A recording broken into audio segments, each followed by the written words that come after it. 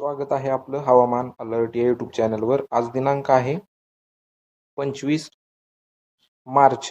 आज आपण आजचा आणि उद्याचा 25 मार्च आणि 26 मार्चचा हवामान अंदाज आजच्या व्हिडिओमध्ये पाहणार आहोत। व्हिडिओ शेवटपर्यंत नक्की पहा, जेणेकरून ज्या काही अपडेट्स असतील त्या तुमच्यापर्यंत पोहोचतील। सर्वप्रथम सिस्टीम जर पाहायचं गेलं तर इकडे कर्नाटक पासून गोव्यापासून असाच एक दक्षिण महाराष्ट्र करत असाच विदर्भ करत मध्य प्रदेशपर्यंत एक ट्रफ लाईन सक्रिय झालेली आहे। याच्यामुळे इकडे कोल्हापूर, सांगली, पुण्याच्या भागात ढगाळलेलं हवामान आणि थोडेफार पावसाचे ढग सध्या सक्रिय होत आहेत।